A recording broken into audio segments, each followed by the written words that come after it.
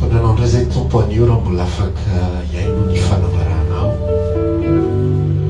Da reto amin'ny fahalalana ny sitraponao izay androany. Da reto amin'izay rehetrarehetra ao aminao izay anio ary aoka tena ny fanatiko ny tarika anay sy tondra anay amin'ny lalanao sy ny fihevitra ao ilay ihany. Dia miresamy ny sambatan'olona ianao androany. Satria na iza nanokam-potoana ho avy eto amin'ity toerana ity sy nanokam-potoana iaino amin'ny alalan'ny émission dia mino izay fa manana anjara ho azy ihany koa ianao. Ka dia miresamy tsirairay avy ianao Jesosy amin'anaranao nanaovana izany vavaka izany. Amena. Manao ny fiadanan'ny tompo amintsika rehetra indray amin'ity androany ity na ny mpanaraka eto toerana na ny mpanaraka ny lavitra dia samy tahiny tompo daholo. Araka makiny teny indray sika androany ary mino fa hamangy anao manokana ny tompo anio. Amen. Nazo kely namanao hamangy anao manokana ny tompo anio. Eny ary androany isika dia amaky andalatsotra masina anankiroa isika retintsika mifampisarana. Mavaka itsika ny narenan'boana azy Korintiana faharoa toko fahatelo. Korintiana faharoa toko fahatelo andiny voalongatra fahaenina. Toy izao afaka ny teny amin'anaran'i Jesosy. Moa dia raha tena indray va izahay sa toy ny sasany ka mila epistily filazantsoa anay ho aminareo na avy aminareo. Ianareo no epistilinay voasoratra ato am-ponay sady fantatra sy vakiany ny olona rehetra. Eny sy no epistilin Kristy izay entinay ianareo tsy nisoratana tamin'ny ranomainty anefa fa tamin'ny fanan'Andriamanitra velona, tsy teo amin'izay tena vato fisaka fa teo amin'ny vato fisaka nofo dia ny fo. Ary manana izany fatokina izany amin'Andriamanitra izahay amin'ny alalan'i Kristy, kanefa tsy miambo anana fahaleovana avy aminay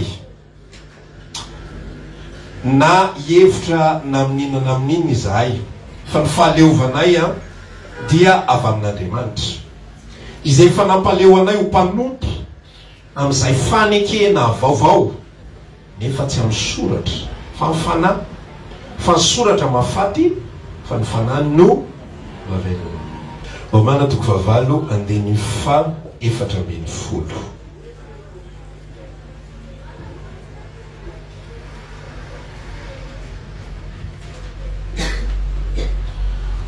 Sy ny fadimy ambin'ny folo tsy maninona. Amin'anaran'i Jesosy fa izay taria ny fanan'Andriamanitra no zanak'Andriamanitra. Fa tsy nandray fanampanindevozana ho amin'ny tahotra indray ianareo fa nandray ny fanahiny zanaka anatsangana izay antsointsika hoe apara eo. Amen.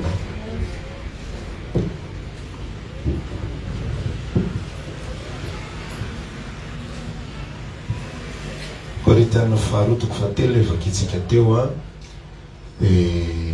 amin'ireo afatra ireo amin'ireo fanambarana ireo no enoko fa ahafahan'ny tompo indray azatsika sy mitongatsika amin'ny sitrapony sy amin'ny fahamarinany. Hoy Jesosy hoe raha maritra amin'ny teniko ianareo dia mpianatro dia ho fantatrareo ny marina ary marina nafaka anareo tsy ho adevo. Ity Korintiana faharoa toko fahatelo ity dia miresaka fanekena anankiroa. Eo amin'ilay andininy fahaenina izy dia miresaka ny atao hoe fanekena vaovao. Rehefa mijery ianao ny lohateny amin'ny soramandry dia mitantara izy hoe ny fahalehibeazan'ny fanompoana sy ny fanambarana ny men'ny apôstôly raha oharina amin'ny lalàna. Izay zany resaka eo. Ny zavatra izay mila ifampizarantsika lehibe indrindra ao anatina tontolona fanompoana izay hitako hoe mandra-pialantsika eto ambonin'ny tany dia ho marina foana ny zavatra ambaran'ny apôstôly Paoly hoe sombitsombiny ihany ny fantatsika. Misy zavatra tsy ho voafehy atsika mihitsy mandra-piala eto ambonin'ny tany. Misy zavatra izay amin'ny maha-olombelona atsika iainantsika androany fa ho avotsitrintsika afaka 2 volana, dia ho tadiditsika indray afaka 1 bolana, dia ho avotsitrintsika afaka 8 volana, dia ifloty indray izy afaka 2 taona, ohatr'izay foana. Satria amin'ny maha-olombelona atsika dia tsy nomenantsika ny fahatanterahana, tsy nomenantsika ny ahaizana ifehy ary nampietrena isika mba tsy hoe nampiatrena moa zany fa nomena napetraka eo amin'izay toeran'izay tsika mba ahafahantsika mihetry mandrakariva ary anaiky hisy mpitarika mandrakariva. Ary io mpitarika io a dia tsy olombelona fa ny fanamasina eo. Amen. Fa raha mahay isika dia tsisy ilatsika ny fanamasina, satria efa haitsika ny mandeha, haitsika ny mamindra, haitsika ny manao zavatra, tsy mila ninina tsontsika, vitatsika hitatsika ny lalana makany an-danitra amin'ny fankahita. Fa satria tsika tsy mahay dia tsy maintsy manitry tena mandrakariva ary manaiky ho taria ny fanamasina, dia manaiky ho atsangany, dia manaiky fa olombelontsika ozy raha laha teo hoe tsy maintsy misy fotoana ianao ho lavo, ho reraka, ho potraka sy sisa rehetrarehetra. Fa ho anatin'izay indrindra, zay ny antony nanomezana ny fanamasina, afahantsika miorona foana dia maharitra foana. Zao amin'izay zavatra lazain'ny apôstôly Paoly ao anatin'ny fanambarana Korintiana 2:7 manao fampitahana izy ny fanompona tany amin'ny fanekena taloha sy ny fanompona atao fanekena vaovao. Ozy izy rehefa milaza zay tiako hovakinao rehefa netrano, rehefa tsaronao le izy amin'ny dikateny hafa raha hainao zany. Raha ohatra ka tsy hainao zany dia mamaky baiboly hafa, ohatra hoe DM dikateny iombonana. Na ohatra hoe mamaky ianao amin'ny teny frantsay na teny anglisy na raha mahay teny grika ianao dia ataovy teny grika mihitsy tsy maninona mba azonao tsara ny hevitry Korintiana 2:7 eo. Fa ny système ny système ny fanekena taloha dia système eo ambanin'ny soratra. Ny soratra nonomena mifehy ny zanak'Israely. Ao amin'ny bokin'ny Galatiana 4:4 dia mitantara ny fampona izay miorina eo amin'ilay tendrombohitra atao hoe tendrombohitra ina moa? Sinay. Teo Sinay. Eo amin'ny tendrombohitra Sinay eo amin'ny koa dia nanambara zavatra Jesosy teo amin'ny fotoana Jona 4 rehefa niresaka tamin'ilay vehivavy Samaritana izy. Ozy izy le vehivavy Samaritana zay manompo an'Andriamanitra eto amin'ity tendrombohitra Sinay ity satria teto ny voan'ny didy sy ny lalàna. Fa ozy izy Jesosy ho avy amin'izay ny andro ary tonga ankehitriny tsy io intsony ny fomba fanompona an'Andriamanitra. Izara aminao zany aloha hoe ohatry ny ahoana le système, ohatry ny ahoana lay fanahy esprit de l'ancienne alliance. Fanahy ny atao hoe esprit dia tsy fanahy rivotra manidina fa le fotom-pisainana sy le fomba fanao sy le fomba fandehanana sy lay fomba fanompona tao amin'ny tontolo ny fanekena taloha dia ho jerentsika ao anatin'izay. Fa isika na dia mitoetra ao anatin'ny fanekena vaovao ara dia ny tompontsika ila mbola any amin'ny fanekena taloha foana fomba fisainantsika sy ny fomba fanaontsika. Zay mitenenako hoe mandra-piala atsika tao ambonin'ny tany dia tsy ho haitsika tanteraka io fa ainao ekenao izy androany dia avotsitrao izy afaka 2 volana, ekenao indray izy afaka 1 bolana dia avotsitrao izy afaka 8 volana. Fa mivoatra isika ny zava-dehibe ao fanomponan'ny tompo. Amen. Dia ohatran'izao mifandeha le izy ny fanekena dia ozy izy ny tenin'Andriamanitra teo hoe nosoratana tanana le izy ny zavatra izay nomena teo amin'ny tendrombohitra Sinay dia zavatra misoratra. Ny didy folo dia nisoratana teo amin'ny tablety. Efa nisy tablety tamin'izany fa tablety tena izy nosoratana teo amin'ny tablety. Dia zay le hoe vato fisaka, zay tena vato fisaka. Zay le resahana vakina teo tadidinareo misy an'izay resaka zay teo nosoratana teo amin'izay tena vato fisaka. Inona nosoratana teo amin'izay tena vato fisaka? Ny didy folo. Didy folo. Tsy za tsy maintsy enjery an'izy io fa zareo mpilafika azy mahay azy tsara hatramin'ny voalohany ka hatramin'ny farany hoe zao ny voalohany zao ny faharoa. Za tsy mahay an'io. Dia ankoatran'izay dia niakatra tany tendrombohitra rehefa avy nosoratan'Andriamanitra ny epifolo dia ny ranonaka ny tendrombohitra Mosesy nandritra ny 70 andro sy 70 alina tsy mihinan-kanina tsy nisotro rano fa lasa niakatra niona tamin'Andriamanitra dia nodikten'Andriamanitra azy natao hoe Pentateuque na ny boky 5 voalohany ao anatin'ny Baiboly io Genesisy ina manaraka Exodosy Leviticusy Nomery Deutéronomie reo 5 reo dia Andriamanitra no nanomehany Mosesy nanoratra an'ireo Andriamanitra nyteny hoe tamin'ny voalohany Andriamanitra namorona ny tany sy ny lanitra tsy olona namorona azy fa Andriamanitra no mibaiko dia lasa Mosesy nanoratra ny didy rehetrarehetra dia nisoratana daholo zay ny fanekena taloha mifototra amin'ny soratra amin'ny zavatra nosoratana amin'ny fitsipika izay mipetraka tsy azo vainy tsy azo kitihana tsy azo ambomboarina fa zay mipetraka dia mipetraka ao boky Nomery misy tantara ohatran'izao rehefa mivoaka ny baiko sy ny didy sy ny lalàna mikasika ny sabata dia zao ny zavatra nitranga atao ny boky Nomery tsy haiko natoko fa 7 angamba nisy an'izay misy lehilahy anankiray amin'izay ary miverina avy any tendrombohitra tany Mosesy reto avy ny lalàna tany saina teo tsy fantatro na firy andro ny tany saina azy 770 na firy andro fa dia ny tany saina vita le fitanisana dia nandeha ny andro sy ny fotoana tsy haiko fotoana kely tao ambadika izay dia nisy lehilahy anankiray tonga sabata dia tratran'ny olona nyaray ny batakitay ny fandeha le tantara tsy fantatra fa dia ny zavatra mitranga sy ny hita aloha dia iny da toy miaraka amin'ny kitay tonga le kitay avy any tsy taitra mihitsy mandeha dia tratran'ny olona izy rehefa tratran'ny olona izy dia nentina teo amin'ny Mosesy atao ahoana ty lehilahy zay tratrana naka kitay ity mazava fa raha matoa izy naka kitay dia anaovany afo anaovany sakafo nefa ny sabata sady tsy mahazo milanja entana no tsy mahazo mandrehatra afo mety adininy ngareny zany nanao sakafo an'ny ankohonany ny zoma maray na ny zoma hariva alohan'ny matamasoandro dia nentina teo anaty Mosesy ahoana ny anaovana azy tsy hita Mosesy atao alao antaniny Jehova Andriamanitra inona no atao an'ity olona ity izay tratra naka kitay tamin'ny andro sabata nilatsaka ny didy tsisy appel tsisy famindrapo tsisy fanambomboarana avoainy ivelan'ny tanàna dia torahana vato ho faty satria naka kitay nandritra ny fanim-potoana sabata zay natao hoe lalàna zay natao hoe soratra tsy azo aholakolana tsy azo modifiena fa zay voasoratra dia voasoratra mehitra ty amin'ny fanekena vaovao amin'izay dia zao le fanambarana izay nenotsika teo sy ny rahantsika namaky teo amin'ny fahenina ny fanekena vaovao kosa ozy izy dia tsy zavatra nosoratana fa fanahy tao ny heverenantsika vakiny Korintena faharoa toko fahatelo andiny fahenina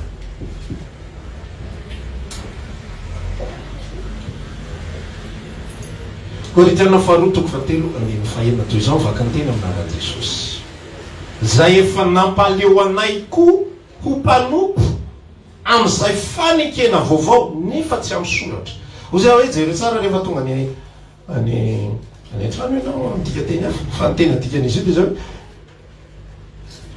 nampaleo anay koa ho mpanompo amin'izay fanekena vaovao tsy amin'ny soratra ny fanekena vaovao zany raha lasina bavy dia tsy resaka soratra intsony anomboka iresaka tsika hoe inona le problematsika sy zavatra iainatsika zay manamarina fa mbola taraiky ny anatin'ny testamenta ny anatin'ny fanekena taloha isika fa isika rehefa miresaka amin'ny mpanompon'Andriamanitra ohatra dia zavatra amin'ny soratra ny tedavitsika ohatra zao zany fandeha le izy ohatra pastera azo atao vena misotro divay mitady lalàna ny dikan'izay mitady fifehezana izay fehezina sy amin'ny alalan'ny soratra ny dikan'izay zavatra zay azo atao ve ny mandeha manao an'izao azo atao ve manao sorta azo atao ve manao kasikety mivadika pastera mety ve manao kavina pastera ohatran'izao ve ohatran'izao ve ohatran'izao mandeha tsikelikely tsika ao mbola tsy tena azonao ngamba le tiany avy io zany hoe fitsipifehezana ny tedavin'ny olona ny zavatra tedavin'ny olona rehefa andeha hivavaka dia zao zay pastera teo any an-danitra inona avy ny azo atao inona avy ny tsy azo atao dia azo antoka fa ho tonga any an-danitra izay inona no azo atao dia inona ny tsy azo atao dia azo antoka fa tonga any izay ary raha manao an'izao ve dia azo atao zany sao dia mampidi-dozanay zany sao dia tsy ho any an-danitra ino ny amin'ilay nanaovanay an'izao sy nohony amin'ilay tsy nanaovanay ahoana ny amin'ny ampafolo karena pastera tokony atao ve io fa sao dia mandroba an'Andriamanitra ka tsy tonga any an-danitra ahoana ny fandeha zao ahoana ny fandeha zao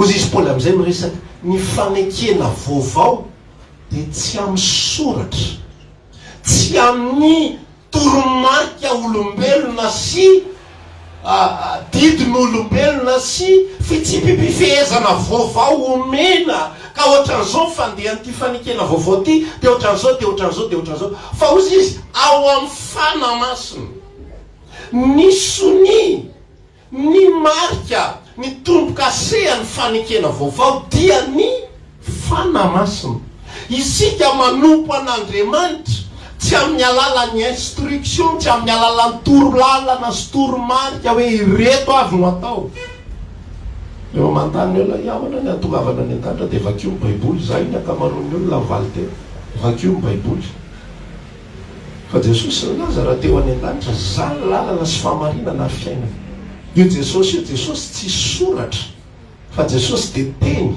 efa nazavaiko fa natao hoe teny dia velona fa natao hoe soratra dia maty ny soratra tsy azo ovaina io soratra eo foana ianao zao raha mamaky soratra dia azo manipulena azo ahodina arak'izay hitiavana anazy soratra ahoana moa le tiako lazaina eo amin'ilay izy raha ohatra ka manao hoe veloma ozy tsika ny soratra hoe veloma dia samy manana ny fomba famakiny azy tsika raha zao zao masitsika mamaky an'ilay izy dia tonga dia veloma ianao indray malefadefaka dia izy ianao veloma dia tsy mitovy fetraika an'ilay izy fa rehefa le feo mivantana no eny dia mazava aminao izy zao midikan'izay zavatra inona ny zavatra tian'ny tompo hitaritana antsika ankehitriny ny fiarahana amin'Andriamanitra dia aty amin'ny fanekena vaovao dia fiarahana tary amin'ny fanamasina ozy izy le Romana 8:7 teo izay tary amin'ny fanan'Andriamanitra no zanaka tsy izay mpivavaka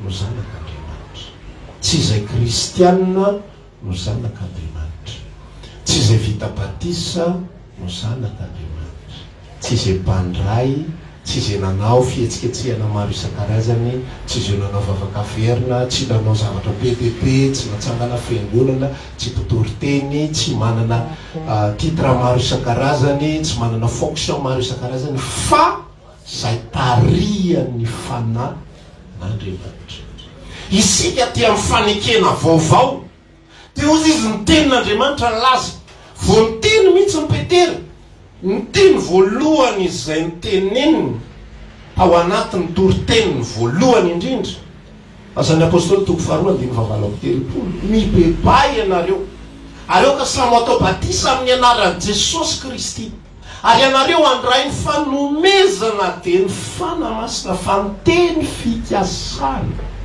ny teny fikasana dia ho anareo sy ny zanakareo ho an'izay akaiky sy izay lavitra nantson'Andriamanitra hanato azy ny zavatra izay tsy aina ny kristianina na dia isika izay efa nateraka indreo amin'ny Kristy indrindra dia io fifandraisana akaiky amin'ny fanamasina io fa mitady instruction manokana foana tsika mitady zavatra mipetraka foana isika fa raha vao mandeha amin'ny zavatra efa mipetraka foana isika dia tsy fantatsika ny sitrapon'Andriamanitra ary mavesatra amintsika ny fiarahana amin'Andriamanitra rehefa tsy manana ny fanamasina tsika hitarika atsika da dia nandray ary tsika ka tsy miaina dia mitovy amin'ny tsy manana ihany fa rehefa nandray ny fanamasina tsika ka manana fifandraisana manana fifampiresahana aminy dia afaka miresaka ary afaka mahafantatra ary mahafantatra ny fotsika hoe inona ny tokony ho ataoko amin'izao vanim-potoana sy amin'izao andro izao raha tsy fantatra ao raha tsy hanananao fanamasina fa manaraka soratra fotsiny ianao dia zao ny ambaran'ny soratra omeo zay rehetra mangataka aminao ary azo amiloza miodina izay rehetra taisambotra aminao tonga amin'izay zay ny soratra manatona anao amin'izay le olona zay manatona anao ary mpangataka manao fetsifetsy vao misy ray mahazo ho avy daholo izy rehetrarehetra eo amin'izay ary enao eo anatrehan'lay enao mbola taraiky any amin'ny fomba fisaina ny fanekena talosy ny soratra omeo tonga eo zany aripaka eo fananana voaka tsirairay avy omeo zay mangataka aminao omeo zay mangataka dia indra nandray ny anakiray mba ampiramoanina kely anao azy ilozamiodina zay tahindrina anao. Jesosy nyteny an'izany a, Jesosy ny nanambarany zany a. Rehefa tsy misy fanamasina ianao dia tsy maintsy mandeha araka ny soratra, araka ny zavatra zay mipetraka, dia tsy fantatra ho intsony, tsy manana n'ilay tombontsoa ianao izay tian'Andriamanitra iainanao sy nomen'Andriamanitra tsika nge sambatra ao anaty za fanekena vaovao zany. Arak'ilay nyteneniko teo, ny lalàna dia mipetraka na naninona na naninona. Fa tsisy an'izany hoe mba mampalahelokely koa zany eo finoanao zany ray mpianakaviana dia izany amelona an'ireo zanakely amin'ireo zany dia ianao ny amelona azy, tsisy an'izany. Fa la loi c'est la loi. Rehefa hoe tsy mahazo maka hazo dia tsy mahazo maka kakazo, na ahoana fandeha na saika hoe mba hanaovana kely iny na naovana kely iny ny olombelona mantsy ambomboana oatra zay, anina kely ohatran'izao, anina kely ohatran'izao. Fa ozy Andriamanitra tsy maintsy omena fa ino moa tizy ty, tsy maintsy tereny, tsy maintsy ampahafantarina ny zanak'Israely fa ny lalàna dia lalàna aokizy avoaka ho tolavato. Rehefa nomena ny fanamasina isika dia za te ilaza aminao ny famarinany Romanina 9:20, io afaka mampianatra anao sy mampafantatra anao ny zavatra zay tokony ataonao.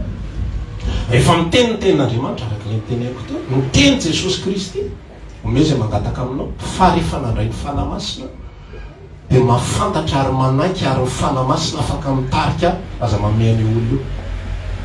Rehefa mandray ny fanamasina, rehefa miaino ny fanamasina afaka mampafantatra aza mampindrana. Io iresaka fotsiny io, ohatran'izao io, misy fotoana eto amin'ny fanompona tena zava-misy zavatra zay. Avaly le olona dia zanako ohatran'izao, dia ina, dia anina pastera, tena za zao mbola andeha tongotra vari ambohindro. Afaka tsy ampiadiny roa, menao fray zany io. Ty zany andehananao ny ambohindro, tsy ampiadiny roa, hitanao izy ny andeso matsara ery ampivarotra atody ery. Afaka adiny roa fotsiny. Mahatsara an'ilay tantara anankiray izay. Amin'izany ao mbola nisy réunion début io, dia mbola nisy mikara. Dia nisy rahalahy plein temps vitsivitsy telo efatra mafana fo an'i Jesosy. Nanantona ilay mpangataka anankiray, mpamangataka, safa ny ambatona zaka. Tena te dia mihitsy amantaraiky tantananarivo mamay fray Jesosy rehetrarehetra. Dia tsy nampony fampiresaka izy vaka mampalahelo ty raha. Jesosy nampianatra atsika. Jesosy nampianatra atsika fa tsy azotsika ilozamiodina. Ao ary manao plisiplisy izy vaka. Dia vitana amin'ny billet teo amin'ny gara. Ka tsy zay nieritreretina ilay rangaty. Fa ilay rangaty eritreretra hoe mena azy ho vola zany mahazo vola. Ka hivitanatra la billet teo amin'ny gara. Billet makany ambatona zay. Nandeha traingaraigny eo amin'ny gara isorana. Lasa izy nandeha, izy tany kadra tombo dia niala. Eo kadra tombo io nandeha moramony apitsony iny hitandra laha teo amin'ny réunion début ndray fa tsy tivy raha ilay mena bio. Ka hitany kadra tombo izy dia miverina. Satria sentiment no mitondra an'ilay olona. Satria le soratra no mitondra an'ilay olona. Za tsy manozongozona ny baiboly ao anatin'izany resaka izany. Fa za te hiresaka aminao fa ny fanekena vaovao dia misy tombontsoa be lavitra no ny resaka soratra fotsiny fa nomen'Andriamanitra atsika ny fanamasina. Io fanahy io tsy vitany fotsiny hoe manao mirakla sy ny sisa rehetrarehetra, fa ny fanamasina mitarika atsika ary mampafantatra atsika ny sitrapon'Andriamanitra amin'ny vanim-potoana rehetrarehetra. Ny problema atsika dia zao rehefa tonga ny vanim-potoana anankiray tsy hitatsika tsony zay ho aleo ho anekavisa ho anekavanana, eo tsika vao mangataka Jesosy eo. Fanamasina ampafantaro ahy ina sitraponao. Akamaroam-potoana rehefa tsy fantatry ny olona tsony zay ho vadiana ho alaiko vady sa tsy ho alaiko vady, fanamasina. Io marina ve ny tena izy tsy te hitikizo izy ny dikan'io zavatra iny. Tsy tena le sitrapon'ny fanamasina loatra ny tena tedavina fa le tsy hitikizo mihitsiny. Ino mba rehefa ohatran'izay tsy dia efa mahafantatra zany hoe zay fady. Fanamasina ahoana ny tokony atao. Fa isika tena nomena tombotsoa. Ozy izy angeny tenin'Andriamanitra raha lasana bavy milaza ny amin'ny Hébreu 9:10 any. Ny olo ny fanekena taloha izy ingy te ahita, te atsapa, te hiainy. rehefa tonga teo anivon'ny mpianatra Jesosy Kristy teo anivony zao tontolo zao hozy izy Jesosy nylaza maro any ny olo masina fahiny te andreza henonareo te ahita zay hitanareo fa tsy mahita fa nareo no mahita an'izany. Ny Hebreo 1:10 zay ateo mitantara zavatra ohatran'izao hoe ny olona taloha tena maniry mihitsy ny aina tao anatin'ny vanim-potoana ny fahasoavana. Samy fitaritan'Andriamanitra ny vanim-potoana rehetrarehetra indrindrindrindra ny Israely tao anatin'ny 300 taona ny fahamainany. Tsy niteny Andriamanitra mandritra ny 300 taona. Tsy maintsy manaraka didy sy lalana fotsiny ihany. Tsy fantatra mihitsy izay sitrapon'Andriamanitra. Isika miaina amin'izao vanim-potoana izao, ianao raha nateraka indray marina ao amin'ny Kristy, ianao raha natsapa fanandray ny fanamasina, ary ny asa tao am-ponao ny fanamasina, za te hilaza aminao fa tsy tamin'ny fotoana izay nandraisantsika ihany zany no te hiasa sy miasa ny anatitsika. Fa te hitarika atsika izany, ary ny zanak'Andriamanitra dia taria ny fanan'Andriamanitra. Ny zanak'Andriamanitra tsy taria ny fisainany sy ny fieviny, fa ny fisainany sy ny fievitra. Ny nofo dia fahafatesana. Tsy fantatrao mihitsy ny tenin'Andriamanitra io fa singaninao foana io, singaninao foana io soratra masina io rehefa tsy manana an'izay fifandraisana manokana amin'ny fanamasina zay ianao. Raha miteny ny tenin'Andriamanitra, jereo tsara ny tantara, za tena manazava mihitsy hoe inona ny zava-mitranga tao anaty Baiboly. Dia ohatry ny ahoana ny fiainan'zareo ny apôstôly Paoly ihany no miresaka. Korintena voalohany 3:10 ny fitiavana mandefitra ny zavatra rehetra. Fa tonga ny fotoana anankiray samboriny rahalahy Paoly dia nikapohany. Ny apitsony iny saika ho alefany manginginy osy Paoly fa ahoana hatramin'ny novena no mikapoka olona manana zopirenina romanina tsy mandalo fitsarana ianareo. Nefa hoe ny fitiavana mandefitra ny zavatra rehetra, raha ny fotom-pisainantsika sy ny fanarahantsika ny soratra fotsiny zay tonga rehetra andeferana daholo. Manondrana be fa manana vady folo fitiavana mandefitra ny zavatra rehetra. Tsy tatala izy amin'io mahararo ny votony any anaty fa saingy nohony amin'ilay soratra jereo fa vesatra satria manino ny soratra. Ahoana ny fanambarana teo? Ny soratra mahafaty fa ny fanahy no mahavelona. Rehefa soratra ny andehananao maty anao, maratra ny any anatinao, potika, lotika, reraka, mirevolta amin'ny farany. Ary rehefa mirevolta aveo tena mahavita miteniteny foana sy miteny ratsy. Rehefa zany fa dia za tsy hanao tsony. Zao foana ve fiainana miaraka amin'ny tompo. Fa rehefa fanahy no mampanaiky dia mahavita n'ilay tenen'ny Paoly tenenina mafy izay fa mamaly moramora kosa. Fa iny tsy tamin'ny fotoana rehetrarehetra. Vakio Baiboly, vakio ny asan'ny apôstôly, fa misy fotoana Paoly tena mamaly.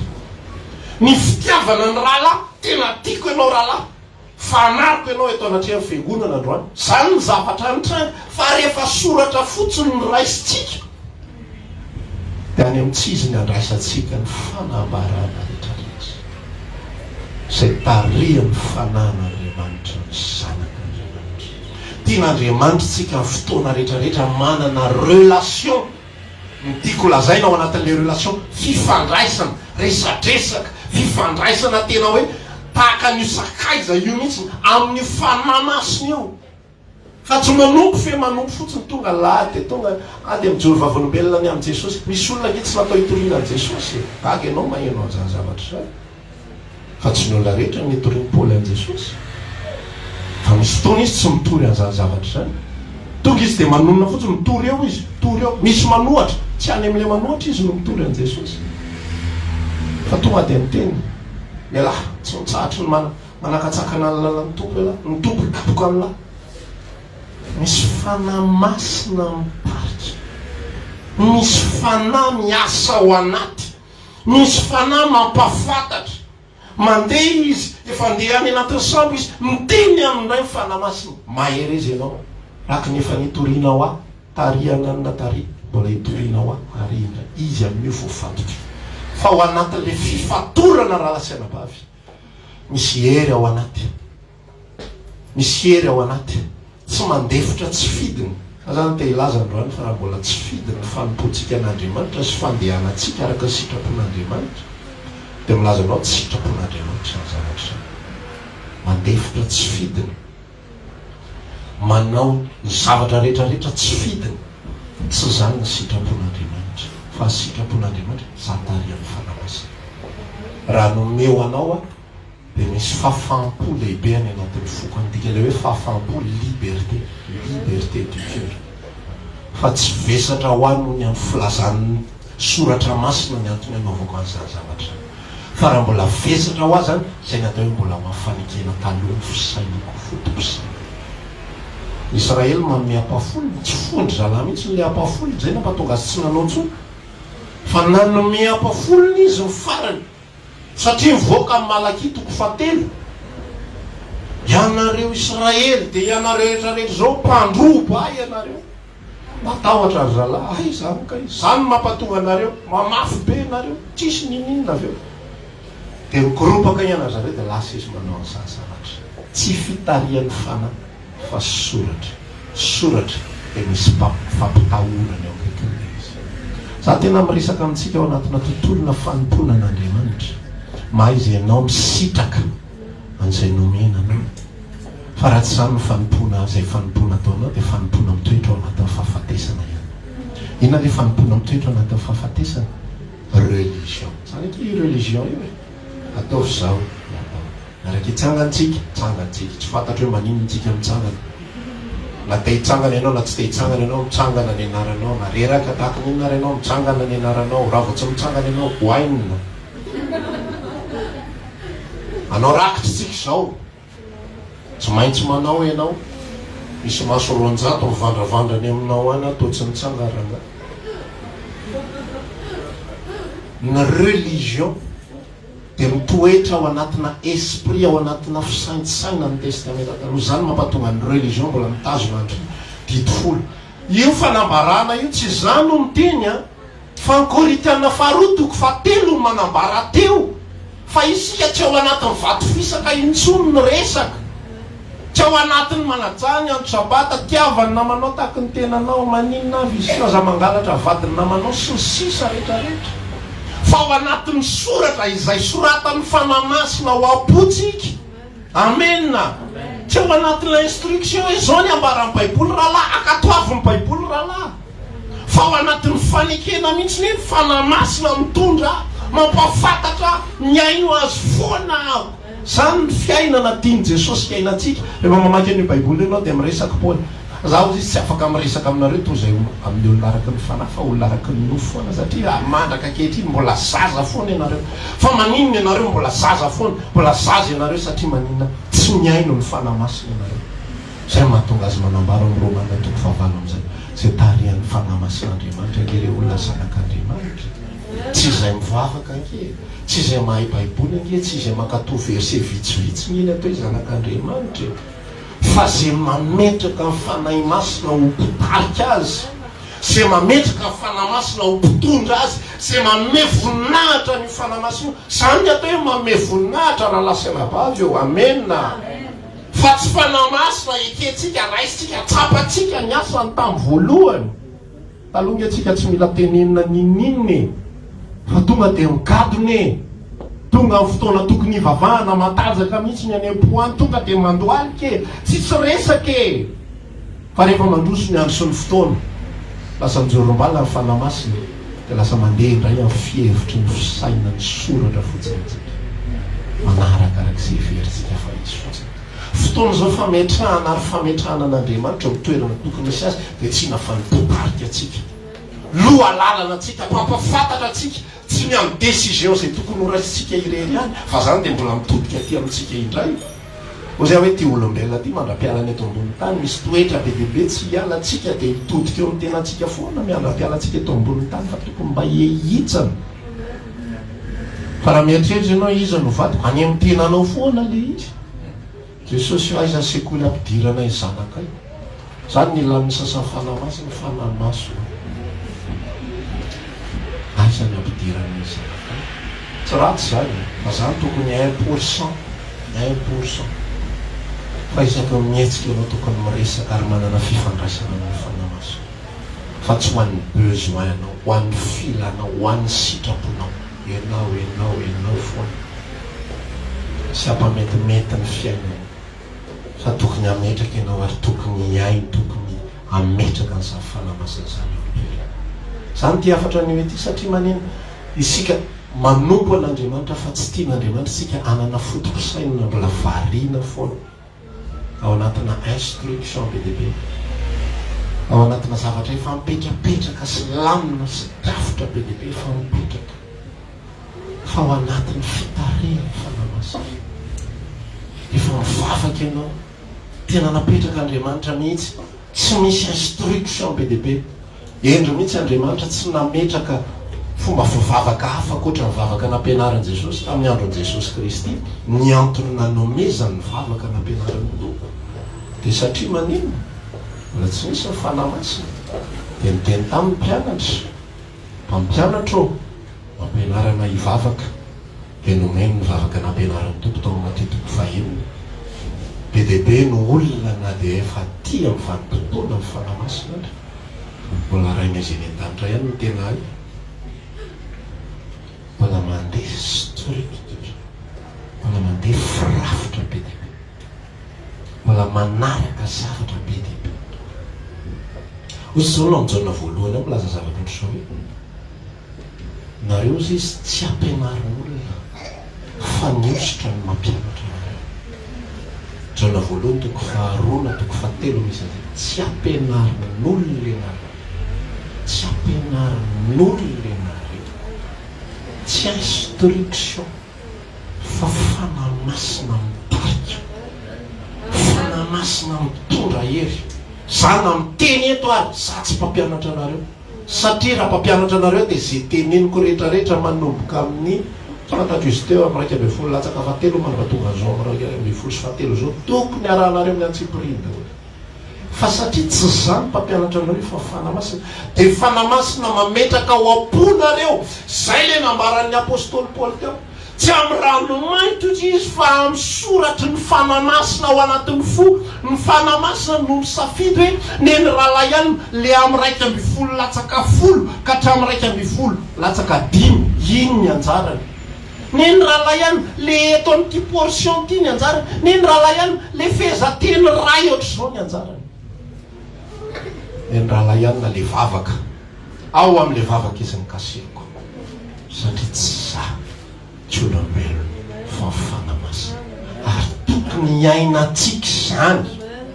Na zao le namanao tokony iaina atsika zany. Amen.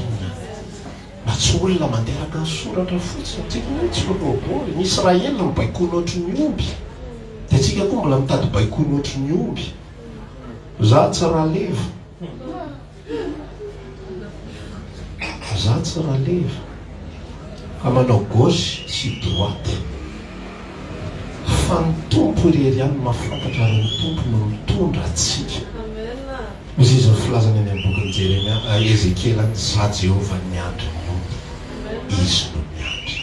Ho Jesosy ao amin'ny bokin'i Jaona toko 10, zany mpiandry azy, zany mpiandry tsara. Io Jesosy io dia tsy hafa fa fanamasina iny, io no mpiandry atsika. Io no miteny mitondrana amin'ny rano fialan-tsasatra. Rehefa miainao an'io ianao, entiny any amin'ny rano fialan-tsasatra ianao. Fa raha instruction an'olombelona ny henonao, ozy ny olombelona ty le rano fialan-tsasatra. Ohatra ny diso kely tsika, atsy ndray any amin'tsy izy lasa mahatonga ny olona manana fifamatorana fotsiny amin'olombelona. Zany mampatonga ny resekta reny ny farany, le tena vrai secte, le misitaka mihitsy le tsy mana fifandraisana aman'olona, le fanasana tontolo andro no mandeha. Fa ny olona araka sitrapon'Andriamanitra, ny zanak'Andriamanitra tena izy sy marina, ny fanamasina mitarika azy. Zany no tokony ananantsika be dia be indrindra. Eto zao tena miresaka mihitsy hoe tsika mivavaka io. Indray le vavaka efa tsy fantatra tsy hoe andeha ho aizy ty andeha ho aizy efa dia arak'izay fitarehan-dralahy io fotsiny sisa. Fa iny raha lasena vavatra amin'izany kapitsopitso zay mitarika mety manana zay kasihan'ny tompo azy eto, fa ianao tsy voatery mihitsy, za tsy miteny toero izy. Ka izy teny natsika n'olo tena dia ianao vazavaza be tsy ampiperahany Jesosy Kristy tompo, sotrano a Jesosy a. Tsisy ifandraisana amin'le fitaritana mihitsy. Zany zavatra fikotranana indray zany zavatra zany. fa za tena tehiresaka hoe tsika tena afaka notaria ny fanamaso mitarika eto tena mety amin'ny teny hoe afaka mipetraka ianao fa ianao tena maheno mihitsy tsy mipetraka mety amiko fa mandoalika eniko ny asa fanamasina anaty any zany nge ny relation tian'Andriamanitra ananana amitsika isaky ny raim-pimaso any amin'ny fotoana rehetrarehetra manana fahazarana ny amin'izany manana fahazarana ny antsoantso ny fanamasina manana fahazarana maniry ny otaria na dia tsy hitanao ary hoe inona ny tokony hitenenana nge amin'izao fotoana izao fa le fahazarana fotsiny mametraka azy eo amin'ny fitoerany zany ny atao hoe fanomezam-boninahitra an'Andriamanitra apetraka eo amin'ny fitoeranao ena tompo tarito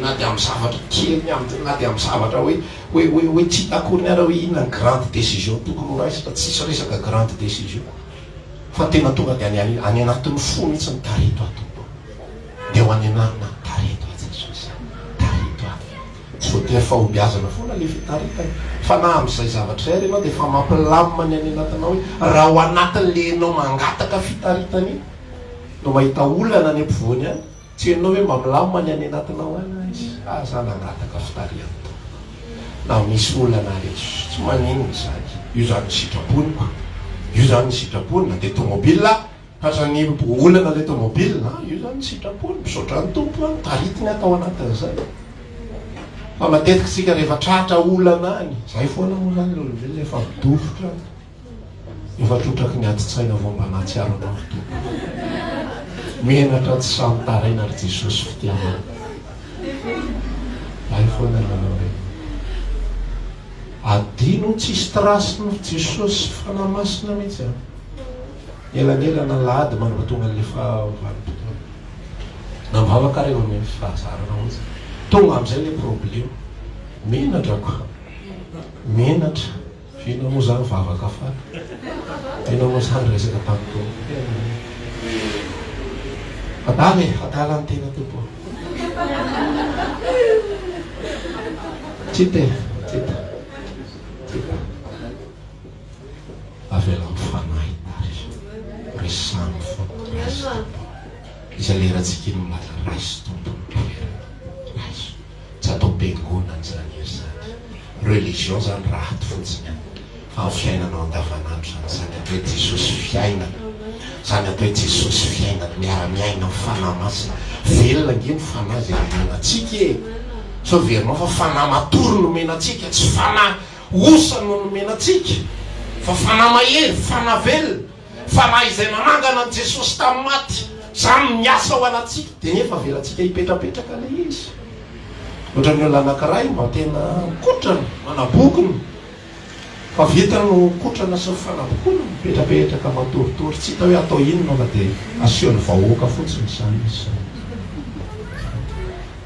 exhibition ozy izy eo fomba filaza azy ohatra zany ny akamaroan'ny olona na dia efa nateraka indray amin'ny Kristy ary mafantatra ihany fa manana hery mafantatra ihany fa manana fanamasina mafantatra ihany ary miaina n'izany zavatra zany fa efa tsy miaina tsoa ate fa iny nety a fa iny mifamatotra fa iny nona mangetaheta maniry ozy izy rijany ira farany alasaizany hetahitako fonjavo ananana rétablissement ny fifandraisana amiko da velao izy hitarika fazatariany fanan'Andriamanitra zanak'Andriamanitra aiza zanakao ianao zay tariany fanan'Andriamanitra io tsy resaka fahaizany zany reny olona za tena telaza aminao mazava sy marindrano eto fa reny olona spesialista reny diplôma fotsiny fananany reny fa tsy rio raha fanaraka tokoa amin'ny zavatra teneniny sy ny teoria be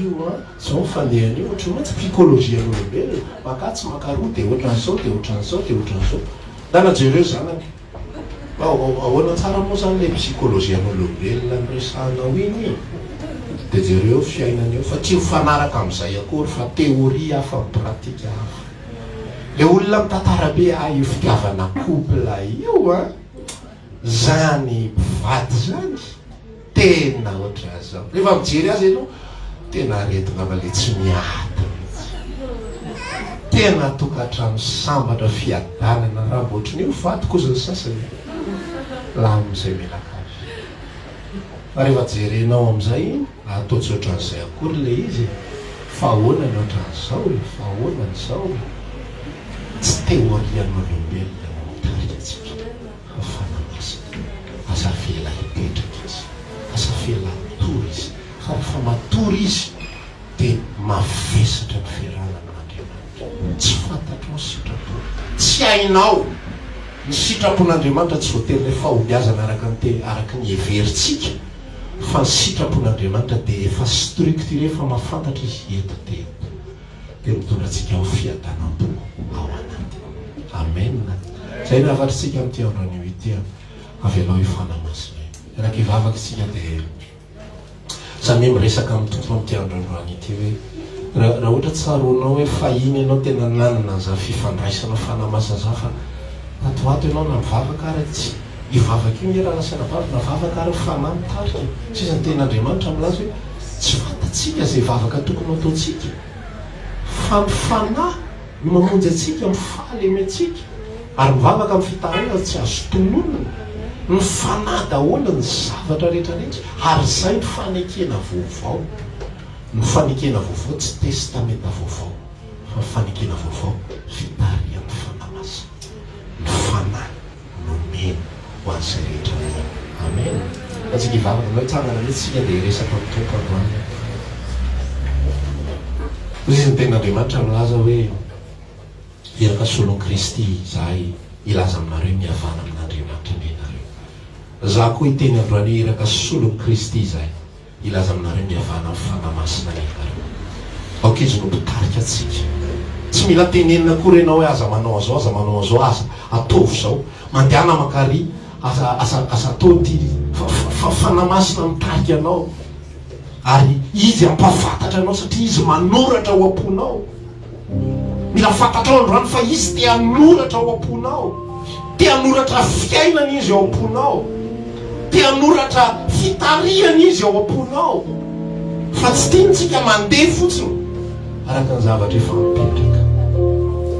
Zay tompo te handeha araka ny sitraponao tianao maivana rehefa milaza ianao fa maivana ny zioganao mora ny entanao mora ny zioganao maivana ny entanao dia marina zany fa matoa matsapa vesatra matoa matsapa arerana matoa matsapa zavatra manahirana le fanahy mihitsy tsy avelana hitaly le fanahy mihitsy tsy avelana hitondry. Jesosy ampianariny tsirairay avy anana an'izany relation intime fifandraisana miavaka fifandraisana manokana mifanamasina fomba fiteny moa zany fa afaka miresaka ihany koa izy fifandraisana manokana aminao tsotrozao fotsiny ampatonga anay andeha araka ny sitraponao fa ny olona araka ny sitraponao dia ny olona taria mifanamasina ny olona taria mifanamasina. Velomeo am-ponay zany Jesosy mba tsy ho maina izahay misy aminay reto efa maina misy aminay reto efa reratreraka misy aminay reto efa manao bokona fotsiny fanompona miodikodina fotsiny misy aminay reto mbitika mafana fa ny akamaroam-potoana mangatsika misy aminay reto efa ezana fotsiny sisa sy terena fotsiny sisa fa efa tsy manao araka ny tokony izy velomo fanahy masino ianao le fanahy mamelona ianao le fanahy mitondra aina esany anatina ihany esany anatina ihany ianao raha iso mitoeranao ao am-ponay raha iso mitoeranao ao am-ponay fa melanao zay Jesosy melanao zay fanahy masina esainao Jesu andrianinay anao ilaza ambaranay fampanjaka ambaranay fampanjaka mitoetra eto afovoanay mitoetra eto afovoanay misandrata am'izao iranay misandrata amin'iranay ao averitsika Jesosy andrianinay anao ambaranay fampanjaka ambaranay fampanjaka mitoetra eto afovoanay